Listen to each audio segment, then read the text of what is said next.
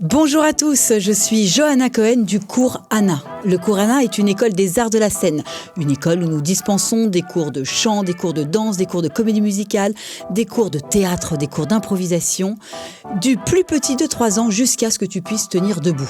Mais le cours Anna, ce n'est pas uniquement cela. Évidemment, il est situé sur Neuilly-sur-Seine, Boulogne-Billancourt et Paris 16e. Le cours Anna, c'est également des podcasts. Et aujourd'hui, et oui, nous avons la grande Ophénia, une créatrice de souvenirs. Oui.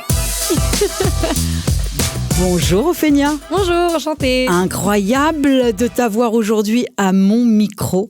Bienvenue. Merci beaucoup. Merci d'avoir accepté l'invitation. Alors déjà, écoute-moi, j'ai envie de savoir pourquoi on t'appelle créatrice de souvenirs. Pourquoi toi, tu as envie... Pourquoi tu as envie que les gens puissent t'appeler créatrice de souvenirs et pas créatrice de contenu? En fait, on nous met toujours dans des cases, influenceurs, ensuite créateur de contenu, ensuite ci, ensuite ça, et je trouve ça dommage. Alors, quitte à être dans une case, j'ai voulu inventer la mienne. Et je me suis dit, qu'est-ce que j'aime le plus faire ? C'est pas forcément créer du contenu, en fait, c'est créer des souvenirs. Par exemple, partager avec ma communauté, être avec eux, moi, c'est l'humain que j'aime, c'est le partage. Donc, quand, par exemple, je fais des meet-up, je vois, ils sont là, il y en a qui me font des câlins, des parents, ils me font des câlins. C'est vraiment ce partage-là que j'aime, donc je me suis dit, on va créer des souvenirs, donc je veux m'appeler créatrice de souvenirs. C'est une bonne réponse. Qu'est-ce qui t'a amené à devenir le Cupidon des réseaux ?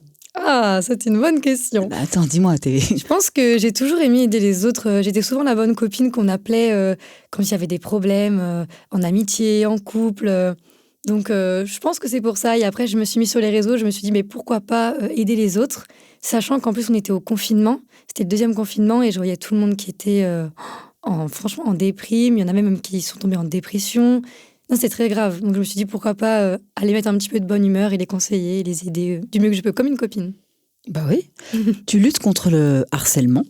Ok, tu as eu une petite idée, une grande idée de créer un signe contre le harcèlement. Oui. Ce signe-là. Tu as même également écrit un livre qui s'appelle Garde le sourire avec Ophénia. Voilà, je le montre parce que ça... Pourquoi ?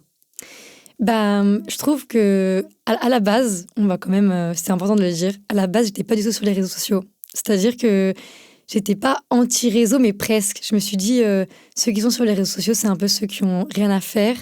Et en fait, je me trompais totalement. Parce qu'aujourd'hui, je suis l'inverse. Et je me suis rendu compte que, fallait aussi que je me remette en question. Il y avait des choses que j'avais pas découvertes. Et notamment les réseaux sociaux, c'est un autre monde. Et je me suis dit, en fait, les personnes passent beaucoup de temps sur l'écran, mais ils prennent plus le temps de regarder le ciel, prennent plus le temps de regarder ce qui se passe autour d'eux, tout simplement, ni d'aller aider les autres, ni de lire. Et je me suis dit, en fait, comme mon but, c'est de créer des souvenirs et de marquer le temps, eh bien, pourquoi pas écrire un livre qui s'appelle Garde le sourire avec Ophénia. Donc, c'est un livre qui est interactif. Donc, à l'intérieur, c'est pour les adultes et les enfants. Ils peuvent écrire dedans. Il y a plein de conseils. Donc, des conseils sur le rapport au corps, sur passer une bonne année avec soi-même, en amitié, en amour, vraiment sur plein de choses. Mais c'est surtout pour pouvoir aider les autres, surtout. Est-ce que tu peux me faire ce signe, s'il te plaît, contre le harcèlement ? C'est celui-là. Avec les 2 petits doigts croisés. Ce signe est devenu de plus en plus viral. Oui. Et il a même été repris par les ministres, notamment Gabriel Attal. Oui. J'ai envie de te dire, waouh. Comment se fait-ce ? Qu'est-ce qui s'est passé ? Comment tu les as contactés ? C'est eux qui sont venus vers toi ? On peut en parler ? Bien sûr, bien sûr. Alors, je ne les ai jamais contactés. En fait, c'est parti d'un live. Donc, je fais beaucoup monter mes abonnés sur mes lives. Donc, c'est-à-dire, j'interagis avec eux en direct. Ils mettent la caméra ou pas, c'est à eux de décider. J'oblige personne. Et ils me parlent de leur harcèlement. Donc, il y a des thèmes. Ça peut être les violences conjugales, ça peut être le harcèlement scolaire, la dépendance affective, ça peut être plein de choses. Et c'est eux qui choisissent les thèmes chaque semaine. Et là, c'était le harcèlement. On a entendu des choses qu'on n'aurait jamais dû entendre venant de parents qui expliquaient que, par exemple, on avait eu le cas d'une maman qui expliquait que sa petite fille avait été défigurée à cause du harcèlement, qu'elle avait dû déménager de la ville, carrément. Donc là, ça allait trop loin. Je me suis dit, ça allait tellement loin et je me suis dit, pourquoi pas inventer un signe ? On a un signe pour lutter contre les violences conjugales. Pourquoi pas inventer un signe pour lutter contre le harcèlement scolaire ? Et je sais pas ce qui s'est passé. Je me suis dit, faisons ça. Et je m'en regardais en mode, mais qu'est-ce qui lui arrive à Ophénia ? Et en fait, je sais pas, c'est parti comme ça et j'ai demandé pour ceux en tout cas qui n'arrivent pas à verbaliser, parce que je faisais partie de ces personnes quand j'étais plus petite qui n'arrivaient pas à verbaliser le fait qu'elles se faisaient harceler. Et je pense que ça peut aider plein de petits aujourd'hui qui n'arrivent pas à le dire par peur aussi de ne pas être compris ou alors d'être jugés. Donc voilà. Et après, voilà, c'est aller à l'Assemblée nationale même, hein, j'ai pu expliquer là-bas. Mais c'est vrai que c'est eux directement qui m'ont contactée. C'est fou, hein? Oui, c'est fou. Je suis contente. Bah oui, tu peux être fière en tous les cas. Merci. Tu viens de sortir ton premier titre. Oui. Erreur 404, je ne me trompe pas. Pourquoi ce nom et pourquoi tu as décidé de parler des violences conjugales? Ah, alors. Est-ce que c'est une deuxième bonne question? Oui. Ah bah voilà, j'adore.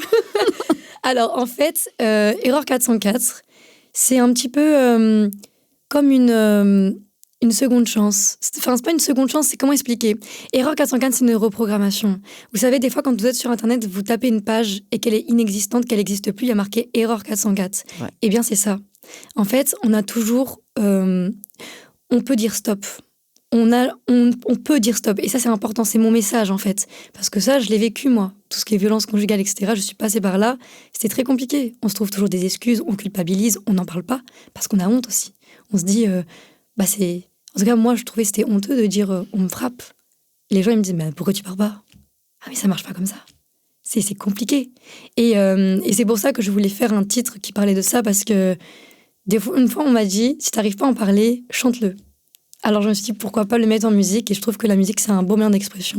Mais voilà, Erreur 404, c'est vraiment pour expliquer que l'amour se reprogramme et qu'on a toujours le choix, mais on peut dire stop. Vraiment, mais même si c'est très très compliqué, on peut dire stop. C'est un message d'espoir à toutes ces femmes, mais également aux garçons, parce qu'il y a beaucoup de garçons aussi qui subissent les violences conjugales. On n'en parle pas assez, mais il y a aussi les garçons.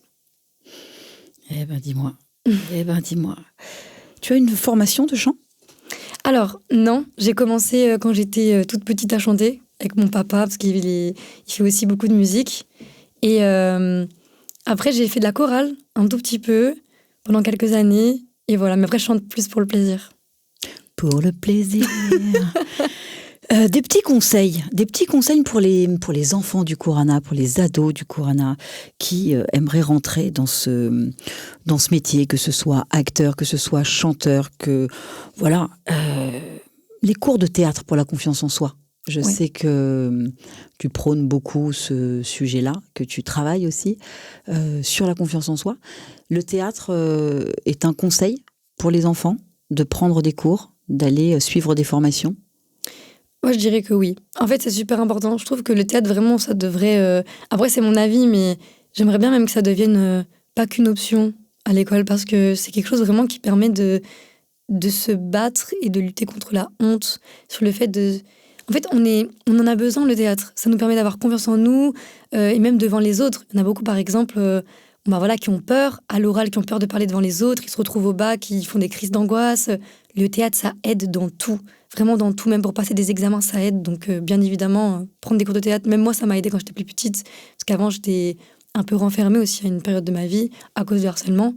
Et ça m'a aidé vraiment, mais fortement, à prendre confiance en moi et à m'assumer telle que j'étais. Donc oui, je conseille totalement le théâtre.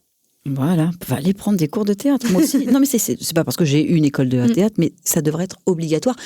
Et Macron, j'ai envie de te dire, le met obligatoire à partir de l'année prochaine, à partir de la 6e. Ah, ça, je sais pas. Ah bah oui, tu sais pas tout. Je ne sais pas tout. Je ne connais pas Attal, mais j'ai entendu Monsieur Macron. L'expérience de co-animatrice de l'Eurovision Junior, ça c'est une expérience de fou, non? De fou.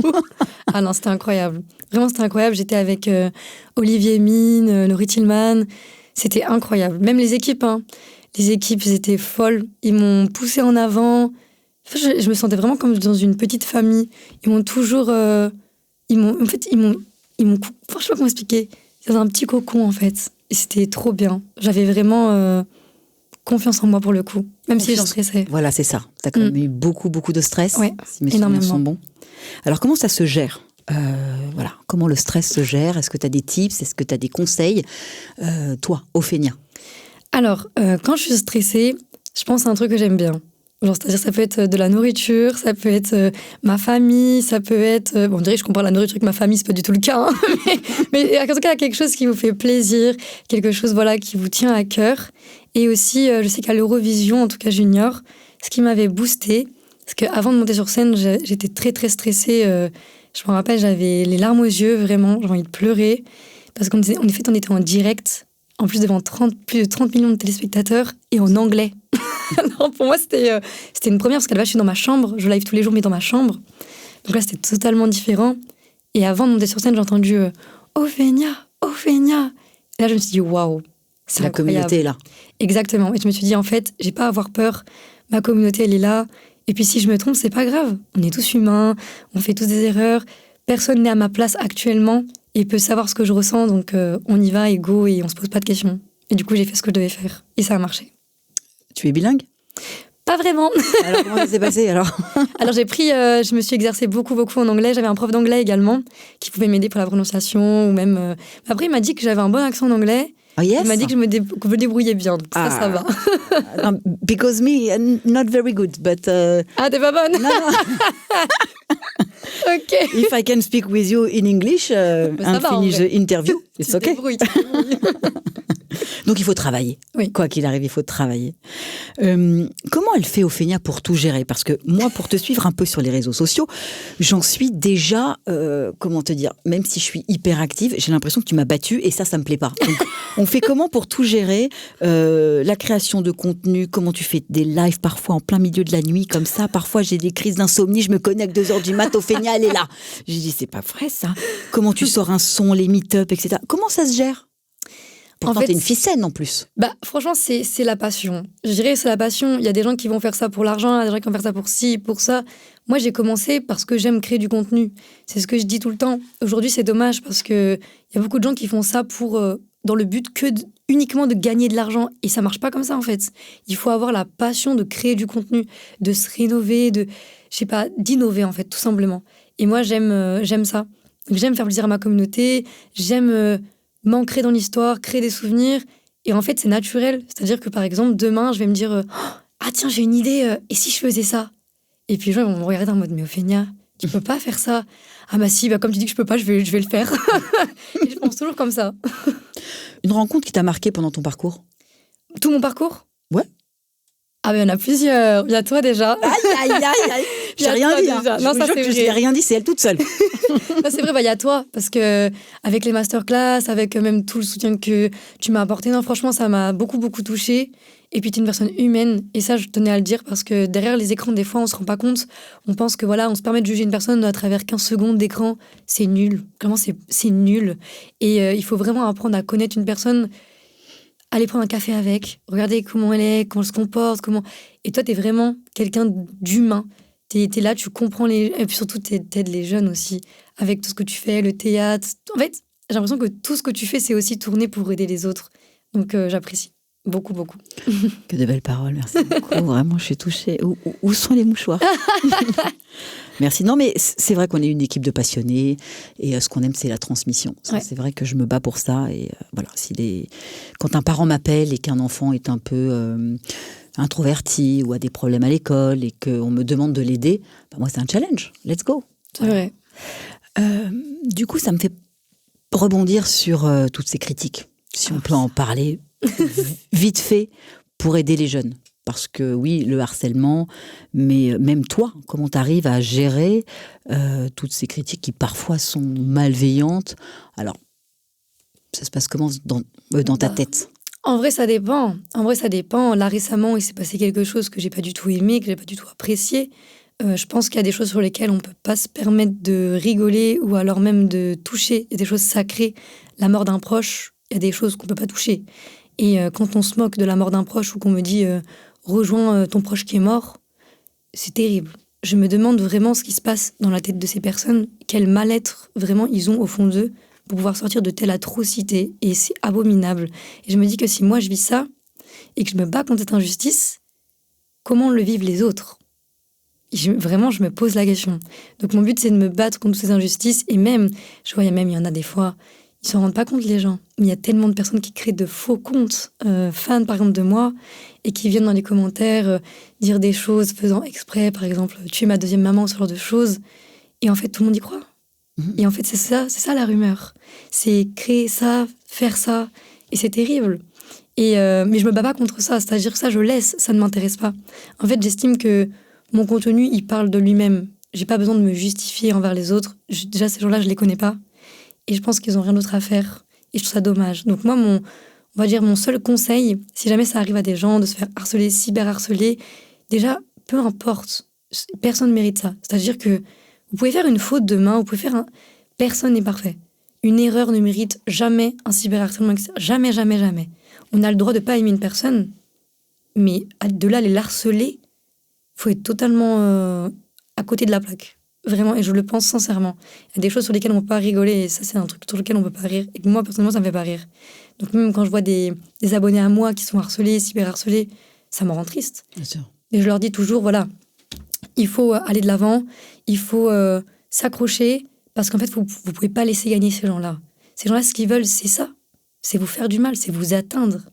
Il ne faut pas se laisser faire. Il faut lutter contre. Lutter. Et même s'il y a des gens qui vous aiment pas, c'est pas grave, il y en aura toujours qui vous aimeront. Et c'est sur ça qu'il faut se concentrer, pas sur les autres. Voilà. Un mot pour ta communauté, s'il te plaît. Non, je les aime extrêmement fort. C'est une communauté incroyable qui m'apporte de l'amour et vraiment de l'amour tous les jours. Je parle aussi beaucoup aux parents, parce que je reçois beaucoup de mails, notamment avec la chanson qui est sortie. J'ai eu beaucoup de témoignages sur les violences conjugales. Waouh, genre vraiment, ça m'a beaucoup touchée et je suis encore en train de les lire. Je dire, là, on est en tendance, donc je suis contente. C'est sorti hier. Mais non, franchement, ouais, c'est incroyable. Donc, juste, vous êtes des pépites et ne changez pas. Vraiment, ne changez pas. Les vrais projets.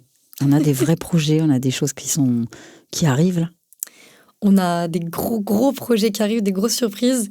Est-ce qu'on peut avoir une toute petite exclue ? Impossible. Non, une toute petite. Un indice. C'est impossible parce que je suis pas toute seule. Et du coup, je peux pas en parler. Elle reviendra faire la masterclass, ne vous inquiétez pas. Exactement. Il y a beaucoup de choses qui arrivent, beaucoup de surprises. Et dans les semaines qui arrivent, ça va en parler. Qu'est-ce qu'on peut te souhaiter ? Qu'est-ce qu'on peut me souhaiter ? Je sais pas vraiment, du bien-être. Voilà, ça suffit, je pense, pour être heureux. Alors moi, je reconseille Garde le sourire avec Ophénia, s'il vous plaît, vraiment, on va l'acheter. Voilà, c'est plein de petites astuces, c'est bienveillant. C'est gentil. Vraiment. Donc voilà, Garde le sourire avec Ophénia. Merci.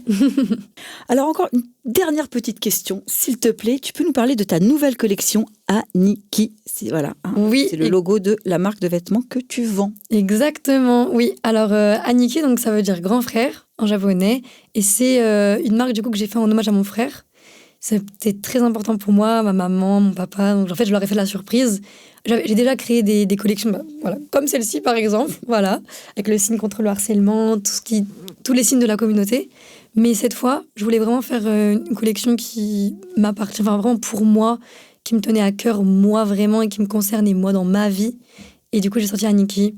Et je suis super heureuse parce que ça marche super bien. Et en plus, c'est vrai, ça vient du cœur, quoi, le plus profond de mon cœur. En tous les cas, toute l'équipe du cours Anna te souhaite le meilleur. Merci. Souhaite que cette marque aille toucher les étoiles. On souhaite que ta communauté reste aussi bienveillante qu'elle l'est, qu'on enlève les cyberharceleurs qu'on ne veut plus. Voilà. C'était Ophénia. Garde le sourire avec Ophénia. On court l'acheter. Alors moi, je te remercie. Vous pouvez retrouver cette interview sur Deezer, sur Spotify et également sur Instagram dans Au micro avec Johanna. Merci mille fois et à très très vite. À très vite.